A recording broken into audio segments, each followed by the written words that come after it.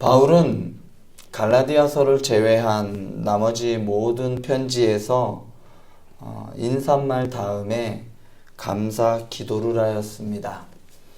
그리고 바울은 이 감사 기도 부분에서 편지의 중요한 그 주제를 암시하는 그러한 기법을 사용하였습니다. 바울이 하나님께 드리는 감사는 단순히 그냥 예의상 하는 감사가 아니었습니다. 바울의 감사는 철저히 하나님 중심적 감사였습니다. 로마 제국 당시에 쓰여진 것으로 보여지는 서신서들이 좀 발견이 되는데요. 그것들을 보면 일반적으로 수신자와 그 다음에 발신자가 서로 육체적인 안녕, 그러니까 안부를 묻는 그러한 안부에 초점이 맞춰져 있는 것을 볼 수 있습니다. 우리도 편지를 하면서 대부분의 그냥 상대방의 안부를 물으면서 연세가 많은 분한테 할 때 예의상 감사하는 경우가 종종 있습니다. 그러나 바울은 그의 서신서에서 늘 그랬듯이 그는 하나님과 또 그분이 예수 그리스도를 통해 수신자들의 삶에 행하신 일에 초점을 맞추어 감사를 하였습니다. 그러면 바울은 편지를 쓸 때마다 하나님께 감사한 이유가 무엇인지 알아보고 오늘날 우리의 감사는 어떠해야 하는지 한번 살펴보았으면 좋겠습니다. 오늘 로마서 1장 8절은 바울의 감사 기도입니다. 바울은 특별히 로마 교회에 속한 교인들의 믿음이 온 세상에 알려진 것에 대해 하나님께 감사 기도를 드렸습니다. 바울은 한 번도 로마에 가보지 못했습니다. 그럼에도 바울은 선교 여정 가운데 상당히 많은 시간들과 그 다음에 기회들을 볼 때마다 로마 교인들과 교제를 가졌습니다. 이런 교제를 바탕으로 바울은 로마 교회를 더욱 사랑하게 되었고 마음에 품게 되었던 겁니다. 좀 전에도 말씀드렸듯이 바울은 로마 교회 성도들의 믿음이 온 세상에 전파되었기 때문에 감사하였습니다. 믿음이 온 세상에 알려졌다라는 말은 좀 과장된 표현이겠죠. 정말 온 세상에 알려졌을까요? 아마도 로마를 세상의 중심으로 보았기 때문에 로마 전역에 알려졌다라고 이렇게 표현한 것으로 보면 됩니다. 지금이야 인터넷과 통신이 발달되어서 지구 반대편의 일을 실시간으로 알 수도 있고 심지어는 통화도 하고 그 지역에 있는 일을 알기도 합니다. 2000년 전 로마 시대 때는 어땠을까요? 지금이야 그랬지만 2000년 전 로마 시대 때는 제대로 된 신문이 없었습니다. 또한 칠판물을 만드는 인쇄술도 상당히 발달되지도 않은 시기입니다. 오로지 사람의 수기로 모든 것이 기록되었던 시기입니다. 이쪽의 소식을 저쪽으로 전달하기 위해서는 두 가지 방법밖에 없었습니다. 사람의 인편으로 구두로 전달해 주거나 또는 편지로 직접 편지를 쓰거나 아니면 전서구를 통해서 이렇게 멀리 보내는 방법밖에 없었습니다. 그런데 로마 교회 교인들의 믿음이 로마 전역에 모르는 사람이 없을 정도로 전파되었다는 것은 그만큼 로마 교인들이 특별했다는 것을 의미합니다. 로마 교인들의 믿음이 얼마나 특별했기에 로마 전역의 사람들이 그들의 믿음에 대하여 알고 있었을까요? 예를 들면 이런 것 같아요. 신천지하면 우리는 이만희 교주에 대한 맹목적인 신앙으로 떠올리게 되죠. 광신도들 이렇게 떠올립니다. 로마 교회 교인들의 신앙이 마치 신천지에 빠진 사람들처럼 로마 교인들의 믿음이 유별났기 때문에 소문이 났을까요? 로마 교인들이 유난 떨며 예수를 믿었기 때문일까요? 저는 그게 아니라고 생각합니다. 사도 바울이 로마 교회 교인들의 믿음이 온 세상에 전파되어 하나님께 감사했던 것은 그들의 믿음 때문에 세상이 로마 교회 교인들을 인정했기 때문이라고 생각합니다. 단순히 신앙이 특별했기 때문에 이런 일이 가능했을까요? 로마 교회 교인들의 신앙과 믿음이 온 세상에 전파된 이유는 그들의 삶이 특별했기 때문입니다. 로마 교회, 그러니까 초대교회 신자들은 예수를 믿지 않는 불신자들과 극명하게 다른 삶을 살아갔습니다.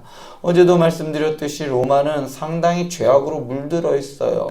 사람들의 죄악이 극에 달하있던 그런 삶을 살아갔습니다. 쾌락을 쫓았고 자기의 욕망을 쫓아 살았던 시대가 바로 로마 시대였습니다. 그런데 그 시대에 같은 시대를 살고 있었음에도 불구하고 같은 지역에서 살고 있었음에도 불구하고 그리스도인들과 로마인들과는 전혀 달랐다는 겁니다.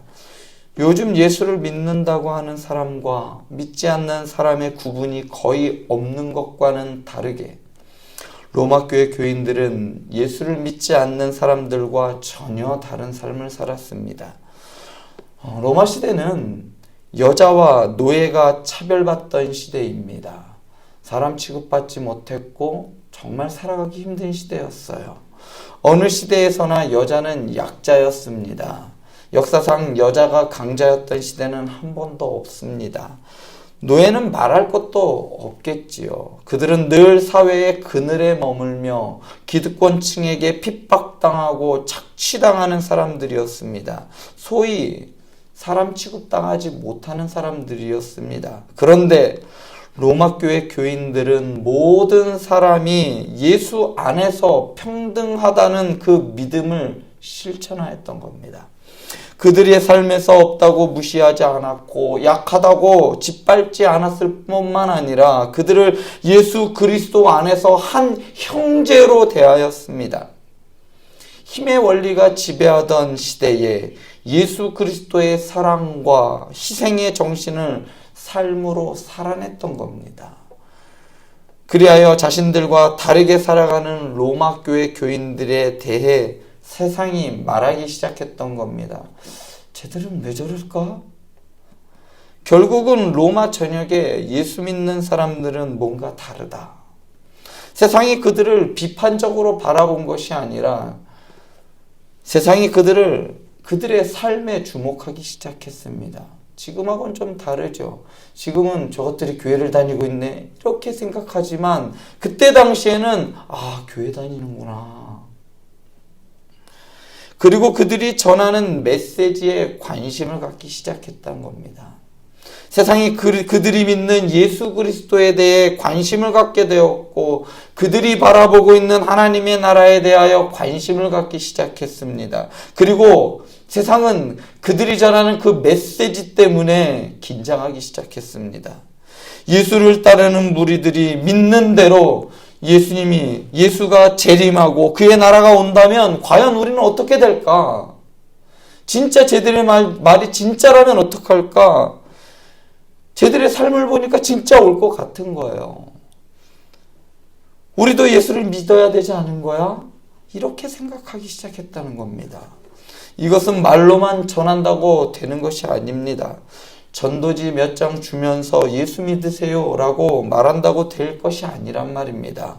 초대교회의 복음의 전파의 방법은 다름이었습니다. 세상의 세속적인 삶과 그리스도인의 삶이 다름이 복음 전파의 핵심이었습니다. 즉 세상 사람들과 삶의 방식이 달랐습니다. 로마 교회 교인들은 유물상통하는 것은 물론이었고 하나님의 나라를 바라보는 자로 복음의 삶으로 살아갔던 겁니다. 그러면 우리는 어떻습니까? 우리는 지금 하나님의 나라를 갈망하며 살아가고 있습니까? 하나님 나라의 가치 때문에 우리의 바람과 소망하는 것들이 세상 사람들과 다름을 보여주고 있습니까? 더 구체적으로 내가 교회 나가는 사람인 것을, 내가 예수 믿는 사람이라는 것을 주위 사람들이 알고 있습니까? 그래서 예수 믿는 사람이라 제가 교회 다니는구나, 그래서 다르는구나, 사람들로부터 이런 다름을 인정받고 살아가고 계시냐는 말입니다. 이 다름 때문에 여러분들을 바라보는 주위 사람들이 여러분들이 믿는 하나님 나라로 인해 긴장하게 해야 하지 않겠습니까? 초대교회 신자들은 지금처럼 수많은 전도지를 뿌리지도 않았고 홍보 영상을 만들어 나르지도 않았습니다. 그들의 삶 자체가 전도지였고 그들의 삶 자체가 복음이었기 때문입니다. 사랑하는 행복한 교회 성도 여러분, 여러분들이 복음의 메시지가 되었으면 좋겠습니다. 여러분들의 삶이 예수를 드러내는 삶이었으면 좋겠습니다. 그런데 여기서 하나 살펴볼 것은 바울이 감사했던 대상이 누구냐는 겁니다. 바울은 로마 교회 신자들에게 그래 너희들이 이 세상 가운데에서 예수 그리스도의 그리스도인으로서 살아내 주어서 참 감사하구나 라고 말하지 않았습니다. 바울의 감사의 대상은 사람이 아니라 하나님이었습니다. 그 이유는 로마 교회가 구별될 수 있었던 근본적인 이유가 바로 하나님 때문이었기 때문입니다. 7절에서 말씀드렸듯이 로마 교인들이 성도로 부르심받은 이유는 하나님의 사랑을 받았기 때문입니다. 하나님의 사랑이 로마 교인들을 세상과 다른 사람으로 변화시킨 원인이었습니다. 그렇기 때문에 바울은 로마 교인들에게 감사한 것이 아니라 그들을 변화시킨 하나님께 감사하고 있는 겁니다. 우리도 마찬가지입니다. 우리가 다른 사람들보다 특별해서 도덕적으로 탁월해서 하나님께 사랑받을 만한 무언가가 있어서 신자가 된 것이 아닙니다. 우리 역시 하나님 사랑 때문에 구원받았고 또한 하나님의 은혜로 성도로 살아갈 수가 있는 겁니다. 그렇기 때문에 우리 역시 고린도전서 15장 10절에서 내가 나 된 것은 하나님의 은혜로 된 것이니 라는 이 바울과 같이 모든 것이 하나님의 은혜임을 기억하면서 이 죄악된 세상 가운데에서 하나님의 이름을 높여드리며 그리스도인으로서 세상과 다름을 보여주며 살아갈 수 있는 우리 행복한 교회 성도들 되시길 소원합니다. 기도하시겠습니다.